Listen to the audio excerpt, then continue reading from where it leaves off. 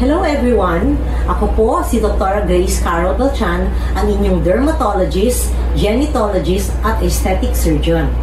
Ang topic po natin sa umagang ito ay very interesting kasi hindi lahat ng tao ay alam nila na meron sila nito kahit na meron talaga sila.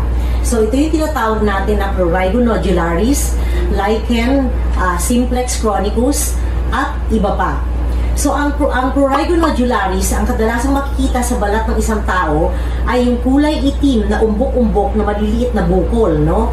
At ito ay maitim kumpara sa normal skin. Tapos ito ay chronic, ibig sabihin matagal na ito sa kanila pero hindi nila napapansin gawa ng akala nila ordinaryong kati-kati lang kaya nila pinababayaan. Tapos ito ay makikita sa mga extensor surfaces, no? Kasi ito flexor, you flex. Ito naman extensor surfaces sa mga tuhod, sa likod, ayan, no? Yung mga areas na madaling makamot. So, ito ay sobrang kati, very pruritic, no?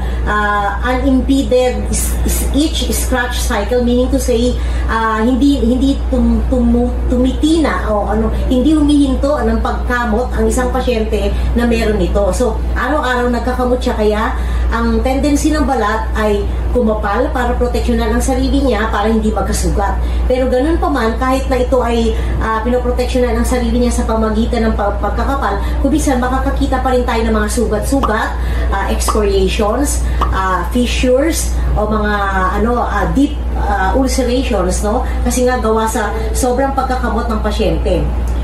Ito ay more common among females.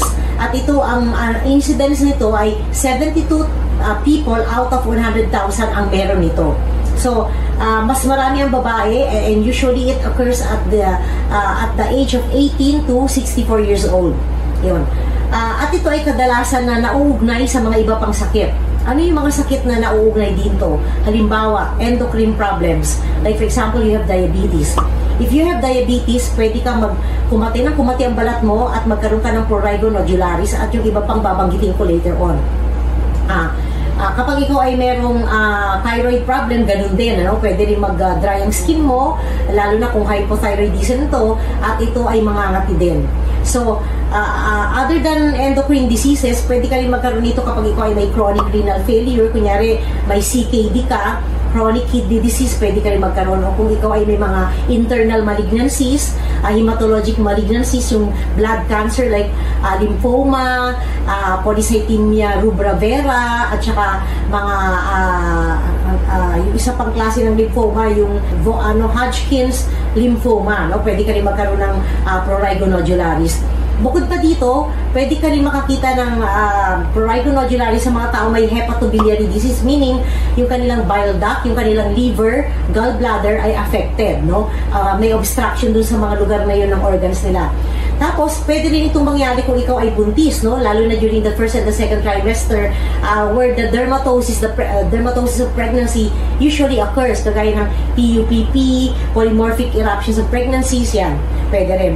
At yung mga gumagamit ng ovulation-inducing agents and progesterone, so pwede rin siyang drug-induced. Yan. In other cases, it may be idiopathic, meaning to say, hindi mo makikita yung cause ng problem, no? Basta lang siya lumalabas. So, idiopathic ang tawag doon, hindi mo ma-identify kung renal ba to, kidney ba to, liver ba to, lungs ba to, yan. So, kung ikaw ay may cancer of the lungs din, meron kang, iba pang cancer sa ibang katawan, pwede ka rin magkaroon. Tapos kung ikaw ay may infection, like for example, HIV. Itong HIV, ang dami talagang pwedeng lumabas sa balat, no? So, ang prurigo nodularis ay isa lang dito sa mga sakit sa balat na pwedeng lumabas sa isang tao na may HIV o may AIDS. Pwede rin lumabas ito sa mga tao may hepatitis C, no? At kung ikaw ay may mga iron deficiency, anemia, meron kang atopic dermatitis, psoriasis, lichen planus, bullous pemphigoid, dry skin like cirrhosis, at yung mga iba pang psychiatric disorder, obsessive compulsive disorder, or meron kang psychogenic problem, meaning to say mental and emotional, pwede ka rin magkaroon ng prurigo nodularis. Okay. So, ito yung mga associated diseases na pwede mong kakitaan ng prurigo nodularis kapag meron ka nitong mga sakit na to. Ngayon, ano ba yung mga iba pang related sa prurigo nodularis? Yung lichen simplex chronicus, ito ay pangangati din, pero flat ito. flat na para siyang mesa-like, no? Mesa-like elevation. Ibig sabihin yung hindi umbok na nodule, kundi flat. Mesa-like elevation na kumakapal din yung balat dahil sa sobrang kamot. So, trigger, kate, kutkot, kapal. Trigger, kate, kutkot, kapal. So, pag may trigger ka, makakati ka, kukutkutin mo, kakapal. So, makikita mo din yan sa, bukod sa prurigo nodularis, sa lichen simplex chronicus, no? At ito ay kadalasan nakikita sa upper area of the hands, no? Yung dorsum. And then also the upper feet area. Sometimes you can see it here, there or over the neck area.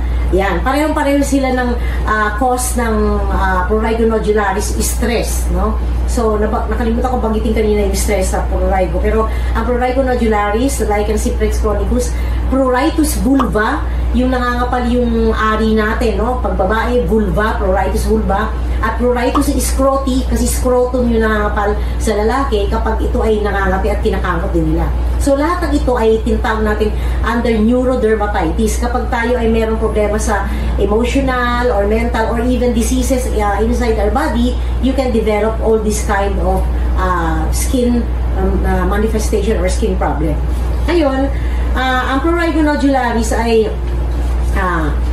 kailangan hindi lamang gamot-gamot lang, hindi lamang pamahid-pahid lang, kundi i-evaluate din natin yung general well-being ng pasyente by doing several tests. Like for example, CBC with platelet count, complete metabolic panel, thyroid studies, no? Like yung T3, T4, TSH, tapos yung urinalysis, stool exam, HIV antibodies, chest x-ray, serum IgE, para masigurado natin kung meron ba wala silang internal problem na kasabay ng prurigo nodularis or nung iba pang neurodermatitis na na-mention ko kanina, lichen simplex chronicus, pruritus vulva, or pruritus scroti. Ngayon, sa pag-aalaga sa mga ganito may sakit ay kailangan nating putulan sila ng mga kuko, mahabang kuko, para pag nagkakamot sila, hindi nila nasusupatan ng kanilang balat. Tapos, they have to wear protective clothing like gloves, no, to prevent them from chronic scratching and scratching deeply, para i-remind sila na dapat wag sila magkamot pag nafe-feel na nila magkamot dahil naka-gloves sila. Tapos, also use mild soaps, mild emollients or lotions. Pag makati naman, kailangan natin bigyan ng mga yung mga mentholated or mga phenolated na mga lotion. Pero kagaya ng Sarna lotion, pwede natin ibigay yan. Pero kailangan bigyan mo din sila ng mga emollient, hindi lang Sarna lotion. Ang Sarna lotion can just relieve the itching, but it will not correct the problem if there is dry skin. Ngayon, you let the patient stay in a cool, comfortable environment, and there should be a reduction of stress. I-remind mo sila na kailangan wag sila masyado mag-isip, wag sila masyado mag-worry, kasi nakakadagdag sa katito ng kanilang balat. In other cases, we have to apply talaga yung mga gamot na. Kunyari, injection, corticosteroid injection, topical corticosteroid, topical calcineurin inhibitors like pimecrolimus, tacrolimus, topical capsaicin para sa itch, topical vitamin D na mga creams, no? Tapos pwede rin tayo magpahid ng mga magbigay ng mga antihistamine, no? Kumisan dala-dalawang antihistamine ang kailangan.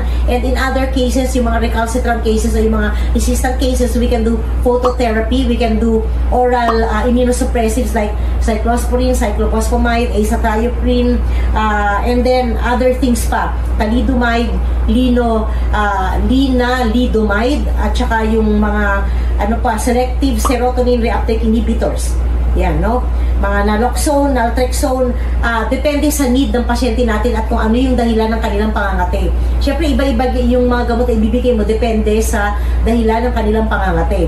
Like for example, sa atopic dermatitis and psoriasis, mga biologics, pwede tayo magbigay. Tapos, may mga foods din na dapat i-avoid, no, ang mga tao may prurigo. Ito, no, babasahin ko na lang dito. So, red meat, dapat, bawal ito pag may prurigo nodularis ka. Processed food with high levels of additives like preservatives, food coloring, and other things that they add to the food, no? Trans fat foods, like for example, yung mga baked goods, yung mga cakes, pastries, cookies, pies, bawal din yan. Yung popcorn na mina-microwave mo, bawal din yan. Frozen pizza, refrigerated dough, okay, that contains trans fat. And then fried foods, French fries, donuts, fried chicken, non-dairy coffee creamer, stick margarine. Avoid foods that are packaged and processed foods. Replace meat with skinless chicken or fish for a few days or a week or weeks, no? Para ma-prevent yung lalong pagkatay ng balat ng mga tao may ganito. Okay. Replace whole fat dairy with low fat or non-fat milk, yogurt, and cheese. And then, yun, no, kung makakontrol natin ang habits natin at mababago natin ang lifestyle natin, lalo na when it comes to food, then we can minimize the extreme pruritus or yung sobrang pangangate ng tao na may prurigo nodularis, lichen simplex chronicus, pruritus vulva, and pruritus scroti. Okay? So, please, if you have any questions, you can just call the following numbers. And also, please like and share my account. Until our next topic, very interesting na naman yung susunod na topic. So, wait and watch for it. Thank you. Bye-bye.